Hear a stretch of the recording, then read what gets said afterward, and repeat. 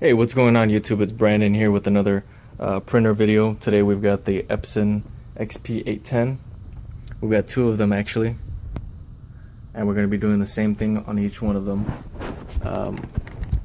So basically we have shut them both off, and we have taken out the ink and have these the print heads in one spot after being turned off, and we also already have a paper towel under there, as you can see there. We're gonna go ahead and do this printhead cleaning. On this one there are areas black, cyan, yellow, another black that is not printing out. On this one it's just the two black, the two blacks on this side, which would end up being the regular PBK versus BK, and on this one the BK isn't printing out, or sorry, PBK. So on this one it would be BK that's not printing out. So as you can see, we have our ink right over here. Now if you're doing this type of cleaning, it would be because you've already run the cleaning program on the printer already and it has not worked for you. So you're gonna have to go ahead and take this step before you go ahead and throw out your printer, or recycle it, or whatever you're gonna do with it. Go ahead and try this first. This should be helpful. We're doing it on two different ones and we will see the results. You'll see if it's worth it for you doing it yourself. First you'll need a syringe. That would be my number one thing. Second, you're gonna want to use some isopropyl alcohol. This one's diluted. You can dilute it too. This is 50-50 with water. Because I do a lot of these jobs, I make sure that I have plenty, but you can use just the regular. It doesn't have to be diluted. Actually, it's better if it's not diluted. I just do this to do more volume. And then also always have a towel with you, and then gloves like I have on. So those are the basic things you need to do this type of project. Very inexpensive to buy a syringe like this and an end. But yeah. Okay, so we'll go ahead and get started then.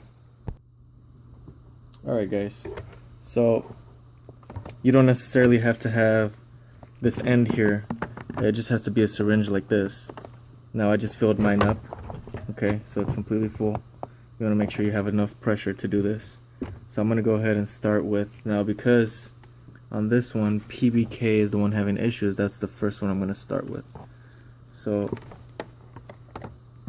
the lighting's not so good on here. Okay, see how I'm placing it on top right there? Make sure it's on top. Okay, then you start squirting down. It's fine, it's gonna fill up like that. This is how you clean it. Okay.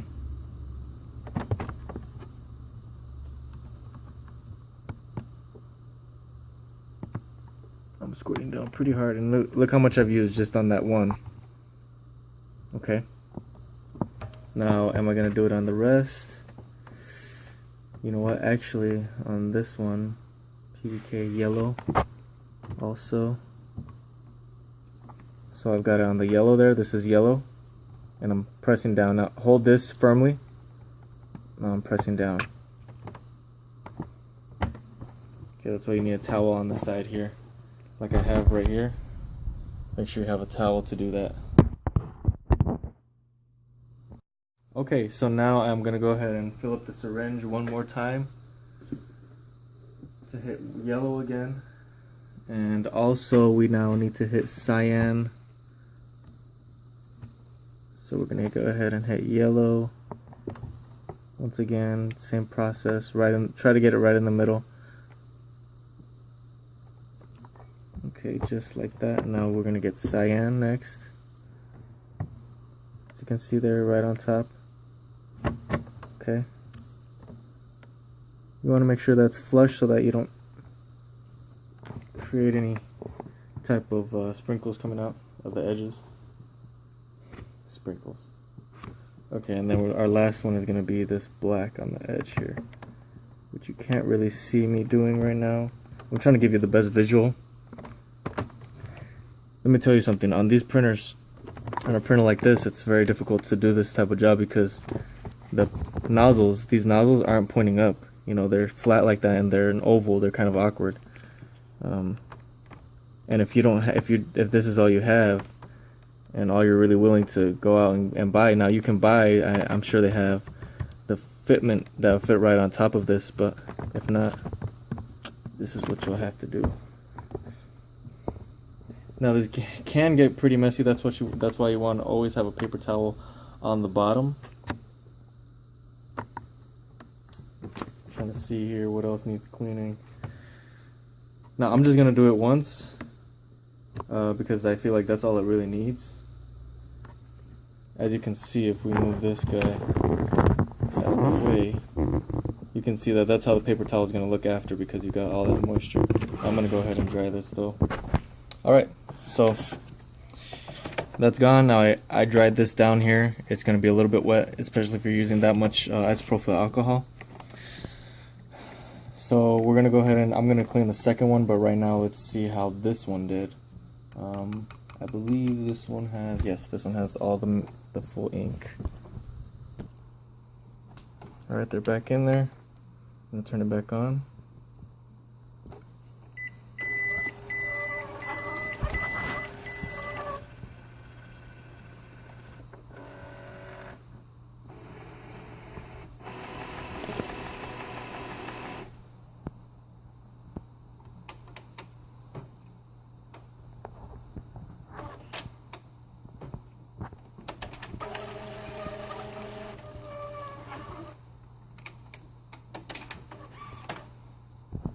This one's still waiting to be worked on. It's gonna be the same process. I'm gonna go ahead and close this now.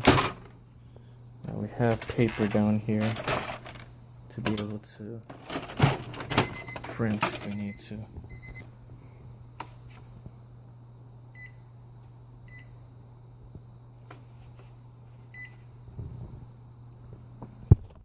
We've got enough ink, that's for sure.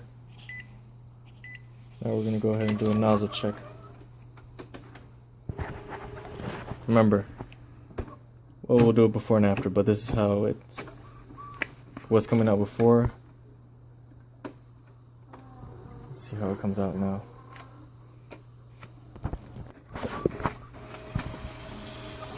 Alright, so this is normal.